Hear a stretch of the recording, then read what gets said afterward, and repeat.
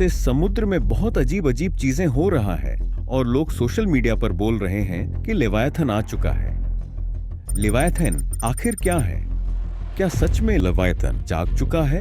अगर हाँ, तो वह दिखता कैसा है और अभी वह कहां पर है, ये आगे वीडियो में देखेंगे। उससे पहले आपने देखा होगा कि अभी दुनिया में सब जगह एक ही बात हो रही है कि समुद्र के नीचे कुछ न कुछ तो बड़ा हो रहा है, क्योंकि समुद्र के अंदर से बाहर आई कयामत की मछली, ओवरफिश।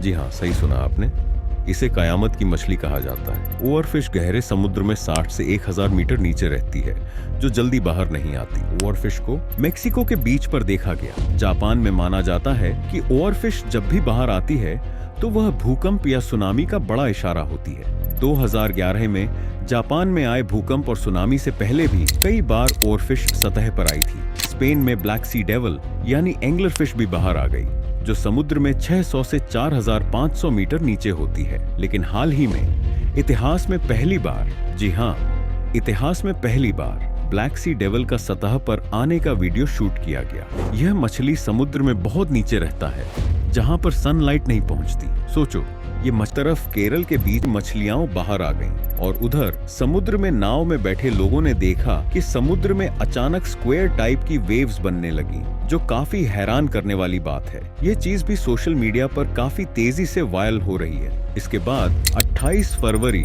2025 को, यानी हाल ही में, नेपाल में भूकंप आ गया। ये क्या कोई कोइंसिडेंस है या समुद्र में कुछ न कुछ तो बड़ी हलचल हो रही है? बहुत से लोग कह रहे हैं लेवायथन जाग चुका है। चलो समझते हैं लेवायथन आखिर है क्या। समुद्र हमेशा से ही अनसुलझे राज्य से भरा रहा है। इसके अंधेरे में ऐसी दुनिया छुपी हुई है जिसे इंसानों ने आज तक पूरी तरह से नहीं देखा। लेकिन हाल ही में कुछ ऐसी घटनाएं घटी जहां समुद्री जीव जो कभी बाहर नहीं आते, वे बाहर देखने मिले। क्या कोई बहुत बड़ा पुराना शिकारी जाग चुका है? क्या यह वही लेवायथन है जिसका जिक्र सदियों से ग्रंथों में और कहानियों में किया जाता रहा है? बाइबल और यहूदी ग्रंथों में भी इसका उल्लेख है।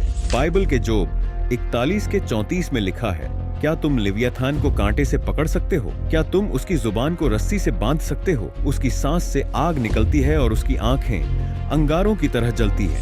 बाइबल के ईसाइया 27 में लिखा है, उस दिन यहोवाह अपनी कठोर तलवार से लेवियातन को नष्ट करेगा, उस विशाल समुद्री सांप को जो कुंडली मारकर रहता है। और तो और यहूदी ग्रंथ तलमुड में भी इसका जिक्र है। यहूदी मान्यताओं में लेवायथन को एक विशाल समुद्री राक्षस के रूप में वर्णित किया गया है। कुछ ग्रंथों में इसे जल प्रलय से जुड़ा माना जाता है, जो समुद्र में महाविनाश का कारण बन सकता है। लोग बात कर रहे हैं कि गहरे समुद्र में रहने वाले जीव लेवियाथान को देखकर उसके डर से ऊपर आ रहे हैं। अब तक हमने बाइबल और पौराणिक ग्रंथों में लेवियाथन का जिक्र देखा, लेकिन अगर इसे विज्ञान की नजर से देखें तो क्या यह संभव है कि कोई विशाल समुद्री जीव आज भी मौजूद हो? देखो, समुद्र का 80% हिस्सा अभी भी अनएक्सप्लोर्ड है। 2020 में वैज्ञानिकों ने समुद्र की गहराई में अब तक कभी न देखे गए जीवों की खोज की थी। मतलब यह संभावना को मजबूत करता है कि समुद्र में अभी भी कोई विशाल अननोन जीव हो सकता है। मेगालोडॉन दुनिया की सबसे बड़ी शार्क, जिसकी लंबाई 15, जिसका पूरा विलुप्त होना अभी भी डाउटफुल है। बात करूं कोयलाकंत मछली की, जो डायनासोर के समय की मछली थी। वैज्ञानिकों ने इसे 6 करोड़ 60 लाख साल पहले ही विलुप्त मान लिया था, लेकिन 1938 में दक्षिण अफ्रीका में इसे जिंदा पाया गया। तो क्या लेवायथन भी जिंदा है? विज्ञान के मुताबिक ऐसा कोई जीव संभव नहीं है, क्योंकि इतना बड़ा जीव अगर मौजूद होता तो बड़ी घटना घटी होती। कुछ लोग मानते हैं कि लेवायथन आर्कटिक ओशन के आसपास के समुद्र में मौजूद है, तो कुछ लोग मानते हैं कि यह बर्म्यूडा ट्रायंगल में मौजूद है। पर अब तक इसकी कोई फोटो या वीडियो सामने नहीं आई जो साबित कर सके कि लेवायथन जैसी कोई चीज भी है। एक तरफ यह बात भी है कि समुद्र का 80% हिस्सा अभी एक्सप्लोर करना बाकी है।